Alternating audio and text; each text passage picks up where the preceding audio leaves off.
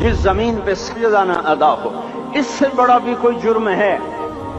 زنا کرنے کو گناہ سمجھتے ہیں، نماز کا چھوڑ دینا زنا سے بڑا جرم ہے۔ رشوت کھانے کو گناہ سمجھتے ہیں، نماز کا چھوڑ دینا رشوت کھانے سے بڑا جرم ہے۔ قتل کرنا بڑا گناہ سمجھتے ہیں، نماز کا چھوڑ دینا قتل سے بڑا جرم ہے۔ سجدے ہی کا تو انکار کیا تھا شیطان نے کوئی زنا کیا تھا، کوئی قتل کیا تھا، کوئی شراب پی تھی، کوئی جوا کھیلا تھا، کیا کیا تھا؟ کوئی شرک کیا تھا۔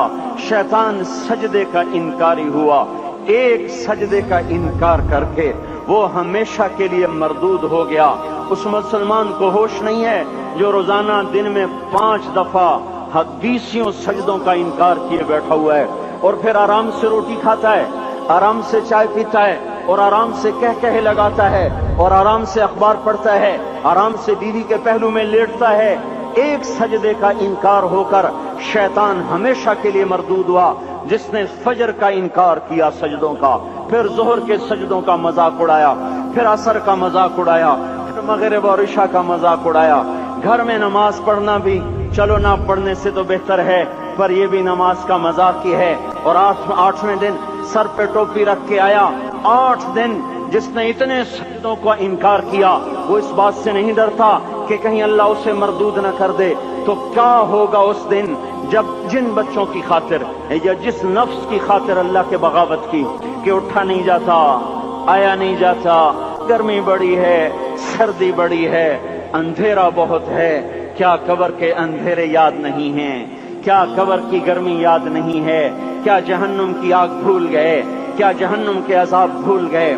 کیا جنت کی نعمتیں بھول گئے؟ وہ اللہ کا کلام بھول گئے، وہ اللہ کا دیدار بھول گئے، وہ اللہ سے ملاقات بھول گئے، وہ محبوب خدا کی محفل بھول گئے۔ یہ کیسا اسلام ہے؟ یہ کیسے پتھر دل ہیں جو کمانے میں تو ایسے مست ہوئے کہ ہوش نہیں، اور جب اللہ بلائے تو ایسے غافل ہو جائیں، نہ بوڑھے پر جوں گے، نہ جوان کو ہوش آئے، نہ کسی عورت کو ہوش آئے، نہ کسی مرد کو ہوش آئے، نہ بازار بند ہوں۔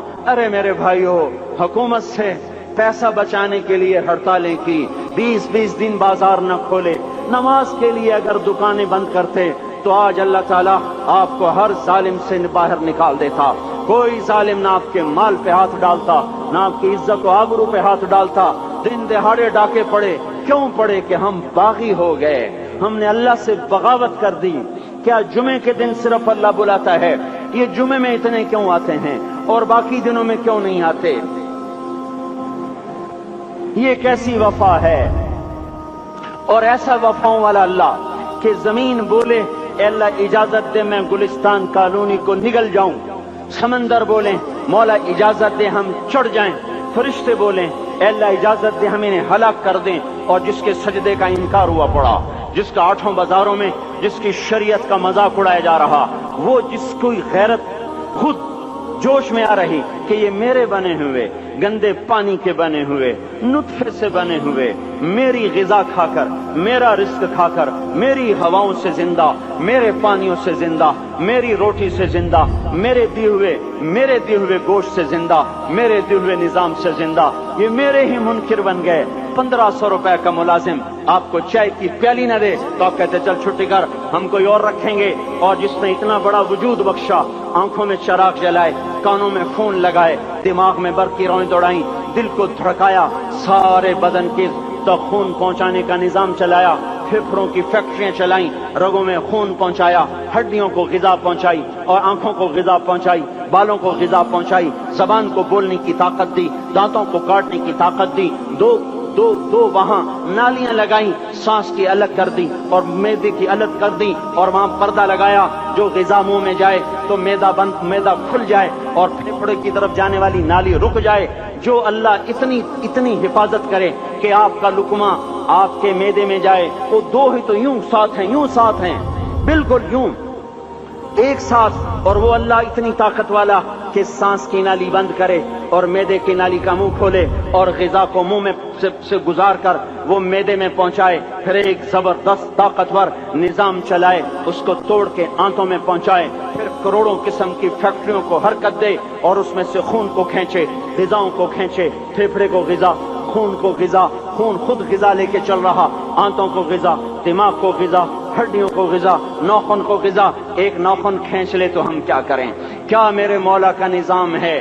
یہ ہمارا قبرستان ہے، مردہ سیل باہر نکل رہے اور ناخن کی شکل میں باہر آ رہے، پھر آگے جا کے اور سخت ہو رہے، تھوڑا سا ناخن زیادہ کٹ گیا، سارا دن سی سی کرتا ہے، سارا دن ہائے ہائے کرتا ہے۔